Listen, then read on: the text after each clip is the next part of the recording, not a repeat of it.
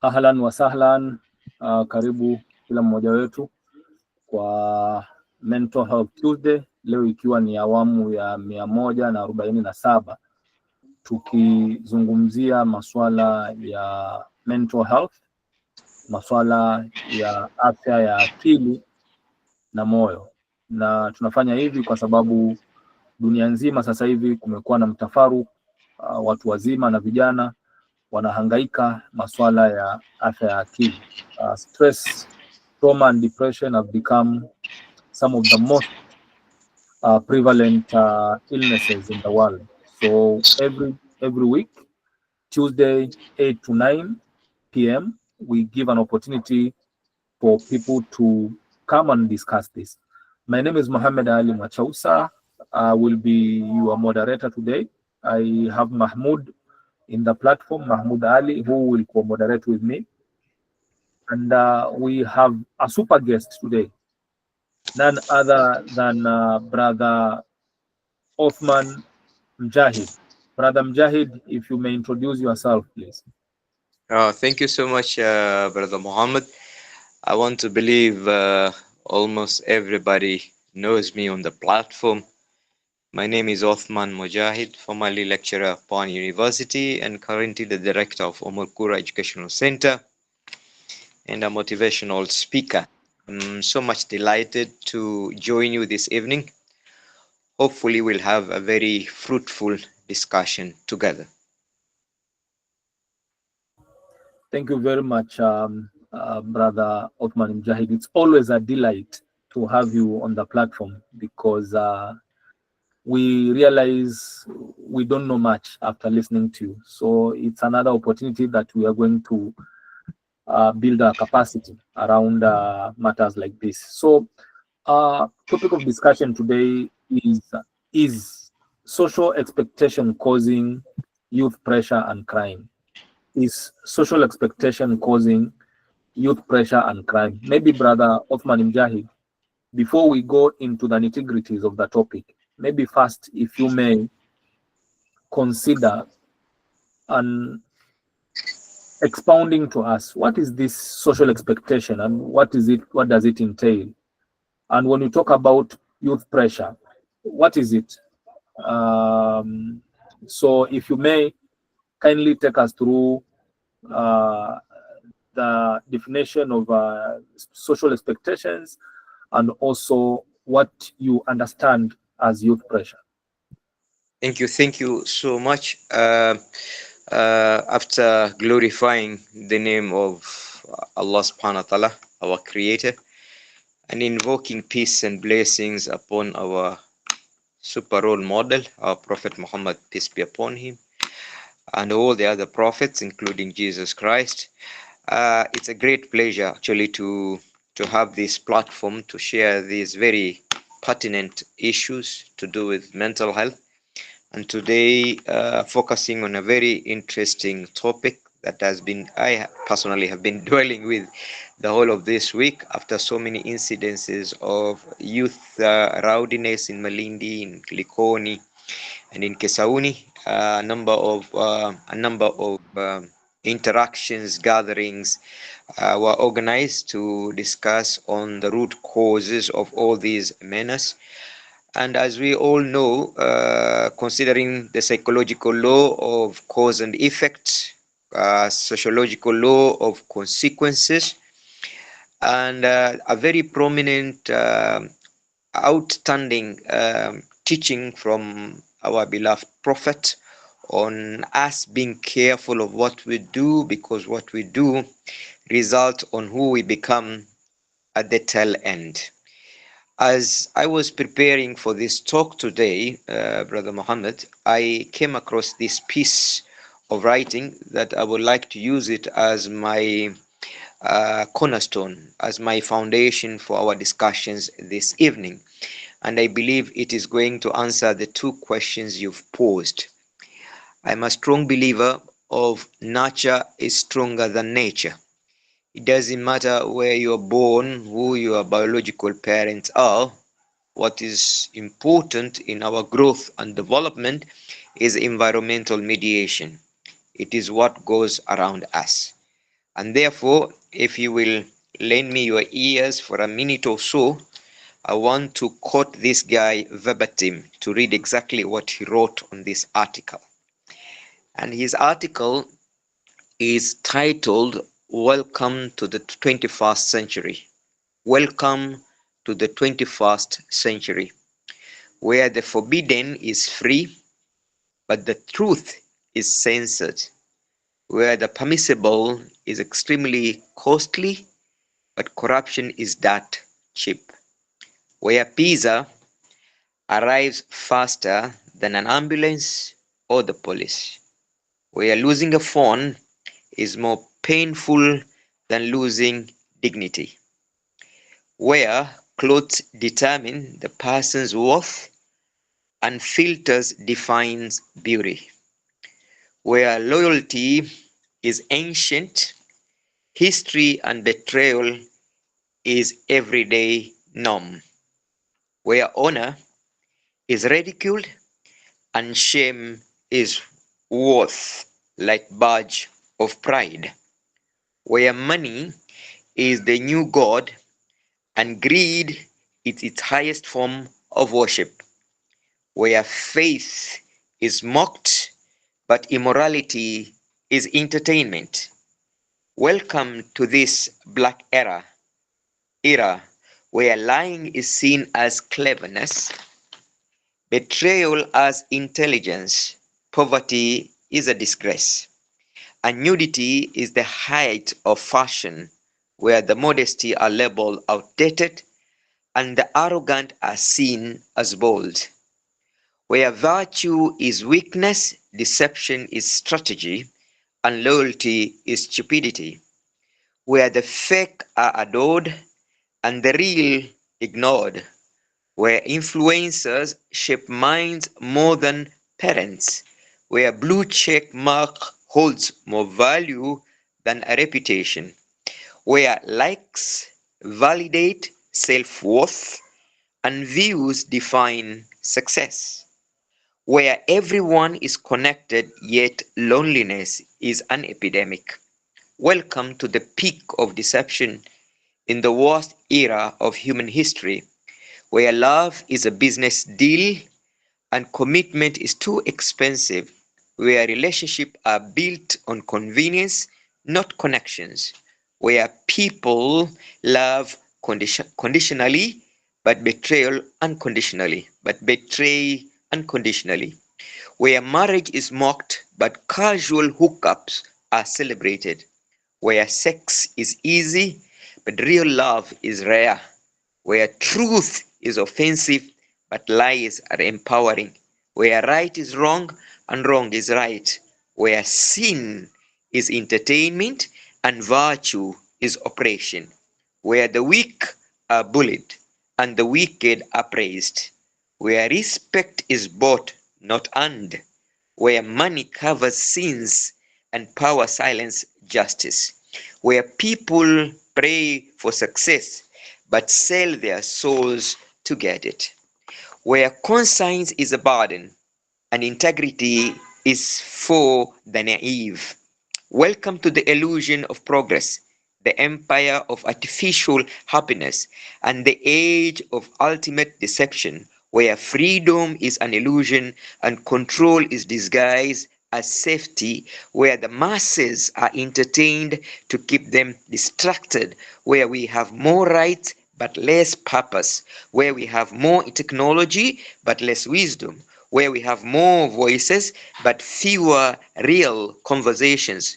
Welcome to an era where people are alone but are alive, an era where people are alive but barely living. If you agree with this situation, then we need to ask ourselves, if our young people are living in this kind of environment, what do you think the society expects from them? Wow. I I don't know what to do at this moment because it's been a few minutes already and it's already hot in here. I don't know whether you want us to I, open it already to conversation, or you continue elaborating what social pressure. I continue on elaborating on my introduction. I want all of us to now keep our minds busy reflecting on these things we call expectations, pressure, and crime. My definition of a youth, my own definition of a youth, is an individual who is expected to yearn for more. In life, you are either saying hello to this world, that means you need to be welcomed, or you are saying goodbye, you need to be bid farewell. A young person is saying hello logically under normal norms, and somebody like me is preparing to say goodbye because you've done what you have done with your life in this world, and now you have to pave way for other people to take over because no one has a license or a visa to stay in this world forever. So if any young person does not have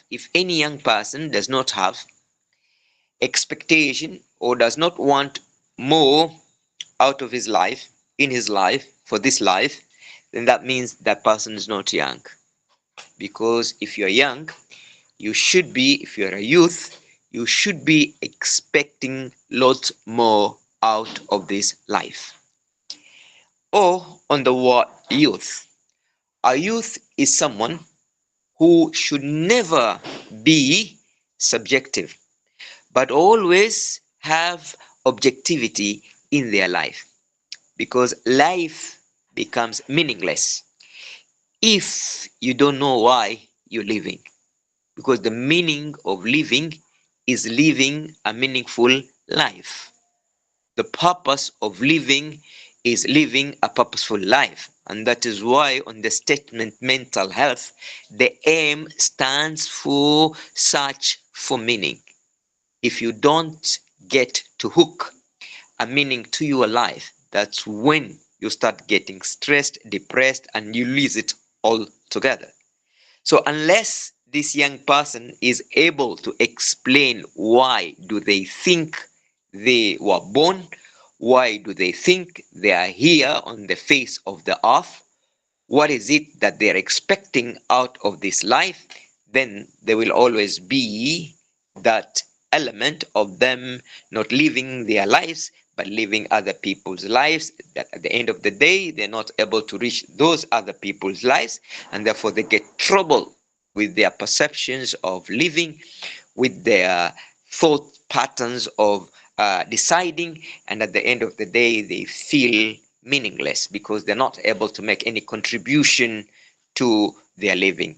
My dear brother Muhammad, you see, the rent we pay for being allowed to live in this world by Allah subhanahu wa ta'ala, by God, by our creator, is the service that we give to humanity.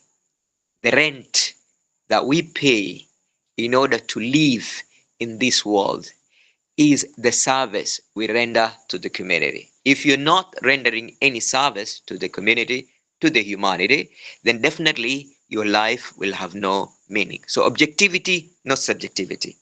A youth is that person who believes that growing up, becoming, is better than being. That is to say, they are still growing, no matter where they have reached with their lives. As long as they are below the age of 40, they have not reached the climax of life. They are still appreciating, they have never started depreciating. That means they must become more and more every day.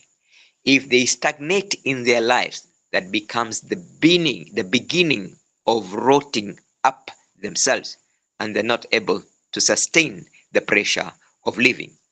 A youth is that person who remembers every other second that, look, you're not in this world to live forever. Everybody who is young, will definitely be old one day. And the beauty of the old age is when you prepare for it when you are young, because it is awful when you grow up until you are the age of 60 and you are still a loser. If you grow up to the age of 60 and you are still broke. If you grow up until the age of 60 and you're still stupid. If you grow up until the age of 60 and you are still not able to provide for yourself. So a young person should understand that they are young only once. The clock will never stop for them to get prepared, to be ready. No one has ever been able to stop the sun from moving apart from our beloved Prophet Muhammad sallallahu alaihi wasallam. But there has never been an incident where a day was held up for somebody else to finish something. So the calendar was rewinded to fit someone else's expectation. You must move with time. And if you don't move with time, time will move ahead of you and you'll be left alone. A youth must remember that there is no shortcut in life. The hard way, the only way. When God sends you on a stony path, then He will provide you with a strong shoes.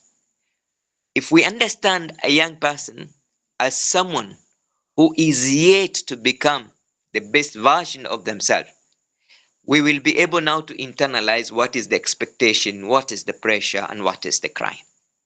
So based on my introduction, the expectation of the society on the young people that is putting a lot of pressure on them is one. The society is expecting every young person to be educated. Whether you have the right IQ, you don't have the right IQ, you have the ability, you have the mentality for that study, you have the interest, you don't have the interest, every community, every family is expecting the young ones to be educated. And because not every young person has the interest and sometimes has the ability to meet the pressure of the family in terms of education, to meet the pressure of the society in terms of an education, that becomes a push that leads them into delinquency. Delinquency meaning that now they will skip schools, now they'll be naughty in school, now they will create chaos in school so that they can be expelled from school. And that's where problems start. From kindergarten to primary school to secondary school before they become youth out of school. The pressure of learning, the pressure of you becoming an engineer because your parents want you to be an engineer and you personally don't have that interest of being an engineer, of you being asked to become a teacher when you don't have the charisma of teaching, of you being expected to become a pilot when you have what you call phobia of heights.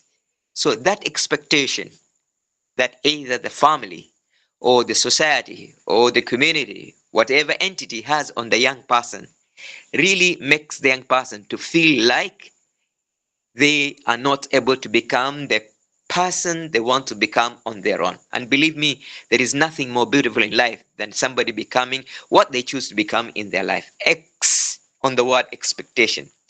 It is that extraordinary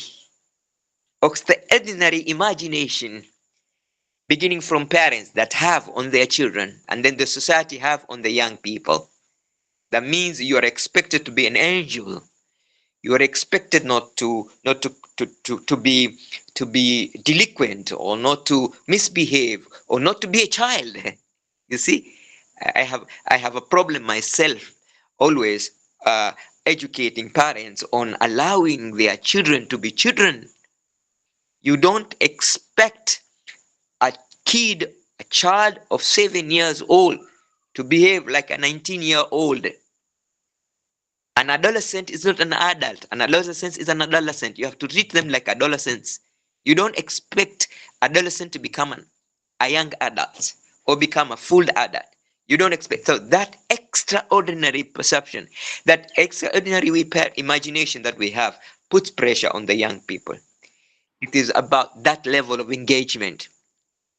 The conversation that you expect to engage with a young person should never be at the level of the conversation you will have with an elderly person.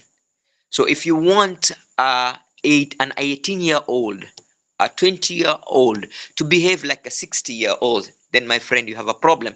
And you will pressurize that child, and that child will misbehave in your presence or in your absence. I remember one time I was a principal of Rasulul Akram Academy in Nairobi. And I had a lot of problem with students because they will break the taps, they will break the sanitary wash basins in the toilets and everything. And one day I was complaining to the director that, look, this is too much. These students are breaking everything. And the director, being so wise, he told me, Mujahid, if you don't want your taps to be broken, if you don't want your windows to be broken, next year admit 30 years old students. They will not break anything. But if you are admitting 15, 14, 16, you should expect some of these things. Therefore, you have to kind of talk to them. So the expectation that, look, I want this child to behave like an adult when they are still children. Then the perception of you are looking at this child as if he's already the person you want to be, this youth, as if he's already 40 years old and they're still 20 years old.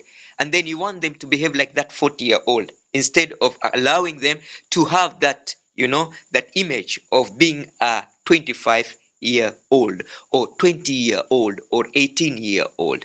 And then at the same time is about that commitment that you want this youth to show.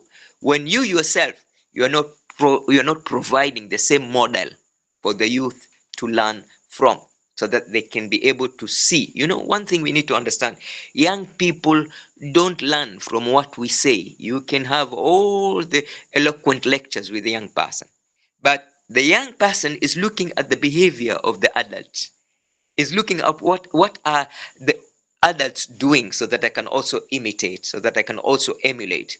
So if we elderly people are not behaving the way we should behave, then there is no business in expecting young people to behave in the right way. It's also important at the same time that, every human being, to become an effective person in their lives, they must discover their voice. What is a voice? A voice is your talent plus what the society needs, and at the end of the day, it gives you opportunity to excel. But if you don't want to appreciate the talents of the young people, the needs in the society will remain, unmet, and these people will definitely create chaos. It's important also to look at their aspiration, look at their anticipation, look at their expectation, so that they don't leave your expectation but their expectation. Somebody wrote somewhere and said, if you expect from young people what in the 21st century, if you expect from young people in the 21st century things you did in the 18th century, then you are definitely going to suffer from very ill consequences, because they are young in 21st century. You were young in the 20th century. You were young in 60s. They are young in 2025. They are young in 2024. Now, how do you expect them to behave, to think, to behave, and to act the way you acted in 1960? They are born at times different from your time. So that expectation has to go with their times. Expectation is about you understanding what interests them, not what interests you as a society, not what interests you as a family, not what interests you as a parent, but what really interests that young person. When you do what you love and you love what you do, then it becomes easy. But if we want to do the opposite, that is when we face resistance. We have to build optimism. That means showing young people that there is future for them.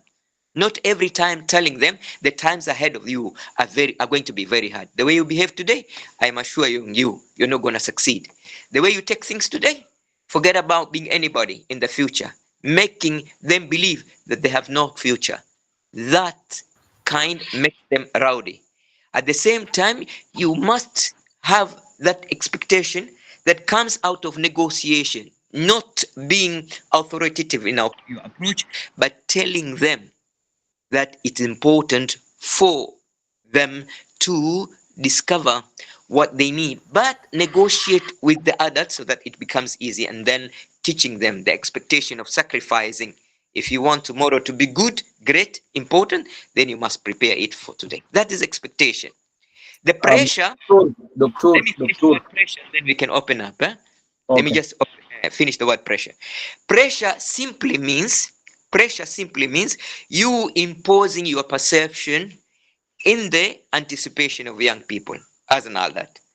You wanting to relate to this young person the way you relate to your colleague, your peer, your age mate as an adult. You expecting that this young person needs the same encouragement that you needed as an adult. That is putting pressure. Putting pressure simply means, raising the bar of standards too high for them. You want your young person to have an A when you know very well that your child, this young person, is an average person. Unleashing the potential that they don't have. When you are working on something, you should first look at the science. You should measure the ability of this young person. Do they possess those ability before you push them to do anything you want them to achieve?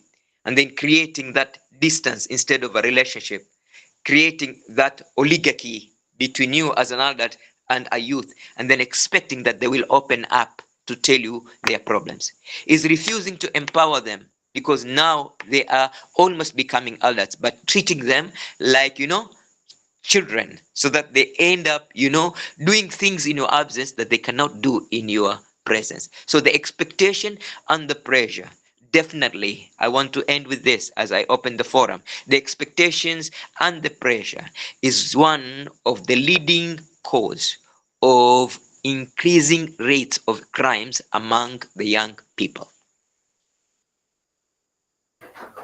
Wow.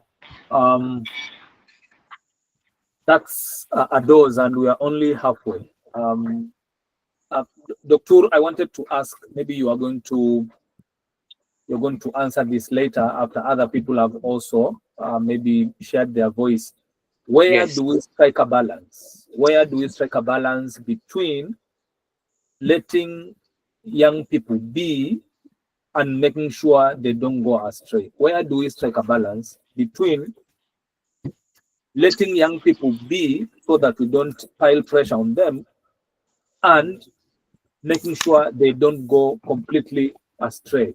But before Okay. you answer that, I would want to open the conversation to other people who I'm sure may want to say something. You may raise your hand that we can allow you to speak, or you may use the call chat to share your sentiments. Anybody who wants to go first?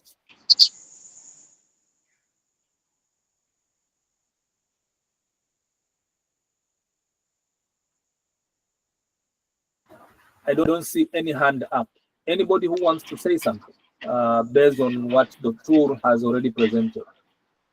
You have an opportunity to either raise up your hand so that we let you speak, or you write your feedback or comments on the call chat. Who goes first, or do we allow the Dr. to answer the question that I asked him? Dr., so that we may save time, you may go ahead and answer my question on where do we strike a balance, and then we'll allow people to come in. Thank you so much. That is a very good question. And striking a balance means finding common grounds so that this young person feel appreciated and the adult feels respected. The young person feels appreciated and the adult feels respected. That is where the balance should come. And for us to strike that balance, we must provide an avenue to create a belief system on what the youth is expecting from us and what we want the youth how we want the youth to respect us in return. So the first thing is creating awareness that in life there are rights, but there are also responsibility. As you, as a young person, is expecting their rights to be respected, they must also remember they have an obligation to fulfill in order to become successful in their lives. At the same time, we create a balance when we pay attention to what is positive more than what is negative. That is to make them believe that what they do will have, if it's positive, will bless them more than anybody else. What they do, if negative, is going to harm them more than anybody else. So that you create that level of awareness, that level of understanding, so that they can also make decision based on the consequence. They say E plus R is equal O. Event plus response gives you the outcome. It is not what happens to you that defines who you become. It is how you respond to what happens to you that will give you the outcome. E, the event, plus the response will give you the outcome. So you strike the balance by making the youth realize that, look, things will happen to you, with you in this life. But it's not what happens that defines who you become in your life. What really defines who you become in your life is the way you will respond to what happens. Again, it's very important to make them understand that everything has a limit. Everything bad or good has a limit. If you go beyond the limit, then you should be ready to pay for the consequences. A father did not know how to stop his son from fornication. But after thinking for a while, he decided to invite this son of his for a cup of tea. And when the son arrived, because it was very strange, this father had never had tea with the son. So the son was excited. What is it that my father wants today? That he has invited me for a cup of tea. When he arrived at the sitting room, the dining table, the father served the tea. And the young man was most surprised. My father serving me tea? And when he attempted to help, the father said, no, you are my guest. You will sit and I will serve you. Then the father served the boy. And when time came, when the father had to put the sugar, the father decided to put the first spoon, the second spoon, and the third spoon. The son resisted. That to him, 2 spoons are enough. The third one will be too much. The father added the fourth one, and the son became, impatient and said, no, this sugar is going to be too much. He said, but I believe sugar is sweet. Am I right? And the son said, yes, sugar is sweet. Then if it is sweet, why don't you allow me to put 10 spoons? He said, it's gonna irritate my throat. That will be too much sugar. And then the father said, I want you also to understand what you're doing now. When it is too much, it is going to irritate your life. So the message was passed. But the limitation, the balance was created by showing the impact, the consequences, the result of the action that the young man was doing. Balance is created when you analyze the ambition of this young person, validate them based on the pathway the young person is gonna follow to satisfy the ambition. So you can be as ambitious as you want as a young person, but then what justifies the ambition is how are you going to achieve your ambition? How are you going to strike, successful, achievement in terms of your ambition? Balance is created when you provide a guideline on how a young person can avoid things that are could negatively impact their lives. And balance is created when you educate these young people so that every decision they make is a decision that is well informed, so that whatever outcome they experience after every decision they make, they are prepared for that particular outcome. So between the dark and the light, there is always a gray line. Therefore, it's very important to educate young people to avoid the gray areas, because what is bad is clear and what is good is clear. So if what is good is clear and what is bad is clear, then there is no need for you to trade on gray routes that are not sure of their validity. You don't have to work on probability when there are so many other possibilities. So taking through a young person to a level where now they are well informed and they can make decision using that information, then the consequences are not yours as an adult now, because at one time or another we all need freedom to decide, and that is the essence of growing and living. Life requires 4 F's. 1, we need to provide to our youth the element of fear of negative consequences, fear of the creator, fear of the unknown. Then we need to provide them with freedom to make decisions after being well informed. Then the 3rd F, we need to provide them routes of acquiring financial dependency. And then we need to satisfy their need to be known, the need to be famous, which can be attained through the right way. You don't have to be a criminal to become famous. You can be a great teacher and become famous. You can be a good doctor and become famous. You can be a community activist and become famous. You don't just become famous you don't become celebrity by doing evil things, by doing negative things with your life. You become an eternal, permanent celebrity when you do things that are right in your life and respected by everybody else.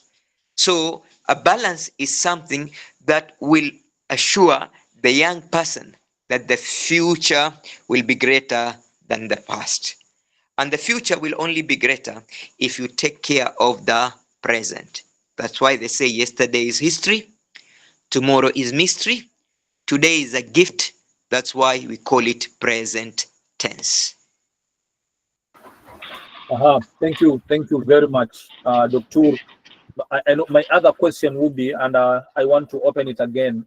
My other question is, how do we make adults around young people learn about all this that you're telling us? Thank you so much. That is a very, very good question. That's a very, question. There's a message from the call chat. Allow me to read it. Yes, and please. Also, if anybody else wants to say something, I want to allow them to do so as well. Yeah. This is a long one. Betty Kwamboka. She says, sometimes parents put pressure, rather input pressure into young people. How can we make parents know that the pressure they put in young people is frustrating the young people and making young persons commit crime? The same parents who think they can't be corrected by the young people because they think they are always right, and the same parents tend to cry and weep when the young people commit crime and die young. It is in the same line of the question that was asking, how do we make sure adults understand the concept of putting pressure on young people, putting them beyond limits? Maybe if we can hear someone else who wants to say something, because time is of essence. We are almost, we are only 10 minutes to go. Yes, James Chapel. Thank you, Mohammed Machausa, and thank you very much, Dr. Othman Jaid. It's always a pleasure listening to the words of wisdom, and I'm grateful Thank to you. be in this call today. Thank you. May God continue blessing you with more wisdom so that you can share with the world. Thank you. Thank you so much. My question is currently the current financial situation that most parents face in providing for their families, trying to find a good life for their kids, providing for their education and all their needs. How can we create time out of the busy schedule that most parents claim to be having so that they can spend that time with their children to instill these knowledges? In the past, like in the Mijikenda culture, we had the domes, whereby one generation could learn from the older generation what are some of the do's and don'ts and how they can be as wise in this community. But currently, nowadays, we find most parents are busy, like providing financial support and material support to the kids, but they don't create time to spend time with these kids. That's why we employ house helps. There's so many daycares around because the parents have to juggle with the current financial situation vis-a-vis spending time with their children. What's your advice on that? Thank you. Thank you. Let Thank you me so much, merge. James. Othman, Dr. Othman, maybe now you can continue. You have two questions. Okay. Let me merge. They are supposed to be three. I merge them because it's like they are all focusing on the same outcome. And therefore, I will merge them in the interest of time so that I can be able to answer the three through a single approach that could provide for the three concerns that have been expressed. You see, the first thing is for people, whether parents, community leaders, religious leaders, to be able to identify with the young people. And ability to identify with the young people is for you to try to see what the challenges the young people are facing today.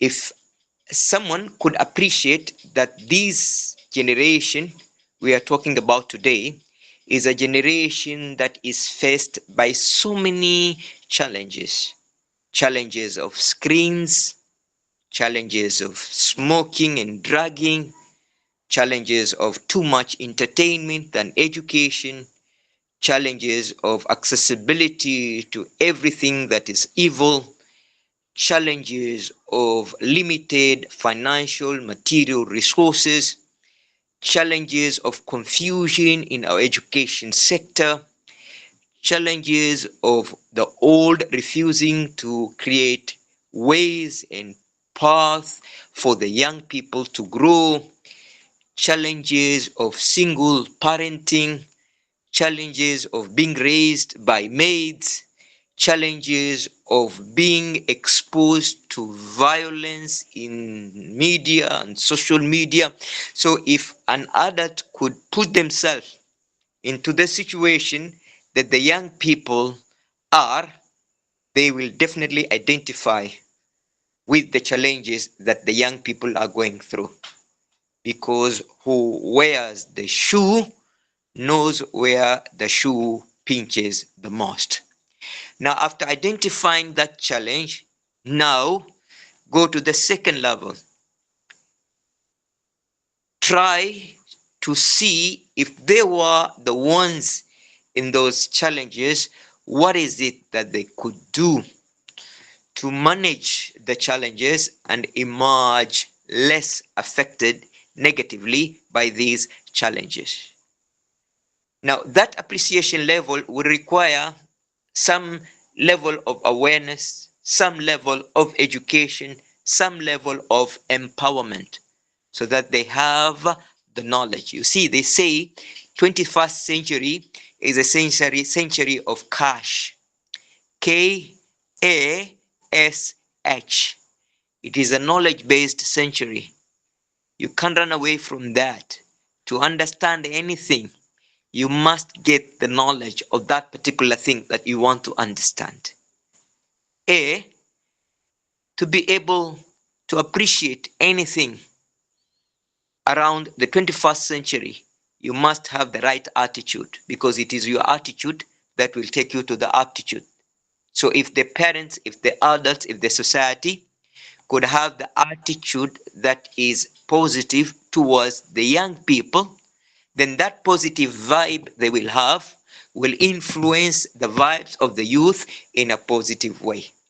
But if they will have a negative vibe towards the youth, then the negative vibe will affect the youth and they'll become negative.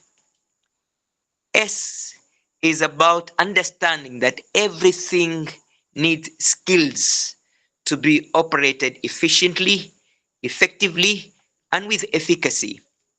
That means, therefore, these youth needs to be empowered with skills of life, how they can grow themselves in a positive way, how they can choose right friends, how they can manage their time, how they can manage the influence of the media and the social media, how they can manage fake celebrity that are busy selling and making the young people buy into their ways of life, like the musicians, whoever they might be.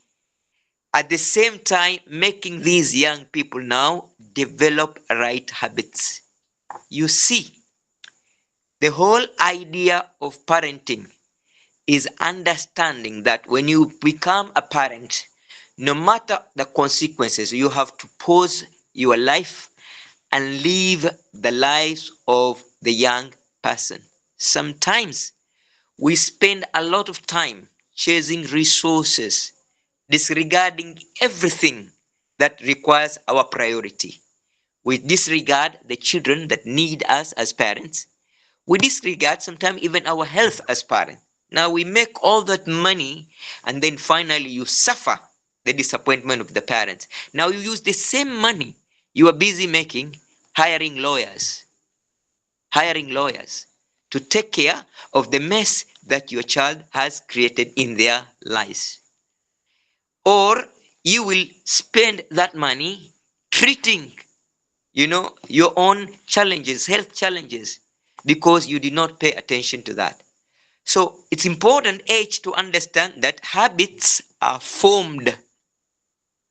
They are not bought. Therefore, habits need to be formed from the time the child is born. If you're not willing to spend the time with this child to form their habits as they grow up, you will always have a child until you die, because this person who you brought to this world will depend on you until you exit from this particular world. So one, it's very important to have knowledge. Two, it's very important to have the right attitude towards these young people. Three, it's very important to give them the right skills, empower them, and then train them on the right habits, because success is not a destination. Success is a process of habituation. Parenting requires personal participation, involvement, for the children to grow up in a healthy way, for the young people to become healthy. The what you call the synergy, the synopsis of what is happening to the young people is directly related to the treatment, to the relationship they had with their parents, absentee parents, or parents who are not fully responsible for the growth and development of these young people. Parenting is a business of paying attention to what your child needs to grow as a full and productive adult. And there are 4 basic needs that all of us need in the life we are living today, in the interest of time. The first need, we need to live, provide life to the child. We need to learn, give education. We need to love, show emotional connection, and we need to leave legacy. What is it that we can do so that these children will carry our names and our grandchildren will carry our name and we will live forever in this particular world? So it's very important that we understand that parenting also is about being realistic. No matter how hard things are at this time, there is one investment you can never neglect. And this investment is the investment in your family. Because the only thing that could give you happiness and eternal and complete happiness, holistic happiness in your life, is when your family grows up to be a better family than the family you came from. But if you're not able to provide that, and then you create a very, disoriented family, you will never be happy even when you have all the money you need for your life. So you need to prioritize which is one is better. Looking for money and neglecting your family, or striking a balance between work and family. That is very, very key. It's also very important for us to learn to navigate through the challenges we have as adults in relation to what the young people need from us, so that we don't solve one problem and then create 100 problems out of the menace and the challenges that the young people are going to pose, not only to their immediate family, but to the entire community. It is also important for us to look through the eyes of these young people and see the kind of visions they have for their lives, and then give them the support that they need to realize their vision as they grow to become full adults. The time is over, but I would have gone on and on. Yeah. But what I'm trying to Dr. say, if we want our children, if we want the young people to be the roses of our eyes and the soothing music of our ears and the beaming promise of our future, therefore we must be first present in their lives to make them grow in a conducive environment. Remember, my dear brother and sister, a rose is not like grasses. Grasses can grow anywhere, and you don't have kupalilia, you don't have to put fertilizer. Grasses, weeds will grow everywhere. But if you want a rose, you have to make sure the environment is conducive for the growth of that rose. And then, a rose is surrounded by thorns. You should be prepared to be poked by the thorn once in a while, in the process of protecting that rose so that it is not destroyed. Dr. Thank you very much. I just wanted you to answer a question from one very important guest today. Yes, please. Rukia Muni says, Assalamu alaikum, Dr. Jazakallahu khair for an informative session. Nice. Is there a correlation between youth engaging in aviator gambling and the challenges they face in life? Come again? Is Is there it a correlation between youth engaging in aviator gambling and the challenges they face in life? Could parenting styles or family dynamics play a role in this behavior? If you could take 1 minute on that, then we can call it a day. there is a very strong correlation, coefficient between a youth, gambling, whatever, and parenting style, and also the style of life that they will ultimately embrace as they grow. You see, there is this ailment, there's this cancer of youth that's, to a large extent, people have struggled to find, the medication for it, but it's like not yet discovered. This cancer that begins with the letter S, which is called shortcut. Shortcut. You want to be great, but you're not prepared to follow the path of greatness. You want to be financially dependent, but you're not willing to follow the path of saving, investing, doing business, acquiring halal wealth so that you can become dependent. You want it, you want it like yesterday. A shortcut in an extent that you graduate today, you want to have your own apartment today, you want to drive an expensive car today, you want to marry a beautiful woman today, you want to go for holidays today, you want to have your own company today. And to that level of unimaginable, unrealistic expectation, a youth can take any avenue they perceive to be the easiest way for them to attain what they may call success. They have no idea that what comes easy in life also goes very, very easy. If you want to do what is easy when you are young, then you should be prepared to live very hard life when you become old. If you mess with your life when you're young, life will mess with you when you are old.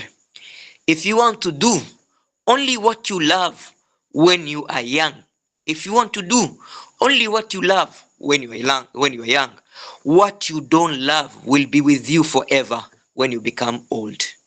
If you only want to do what is fun when you are young, what is difficult will wait for you when you are old.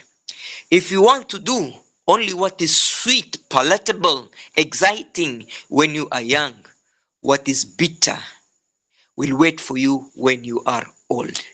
When you are young, by all description, it's time for you to lay a foundation so that as you grow older, you can build one layer after the other of your life, one floor of the dream building of your life. And when you are old now, you kind of, breathe the oxygen of sigh and say, yes, I have done it.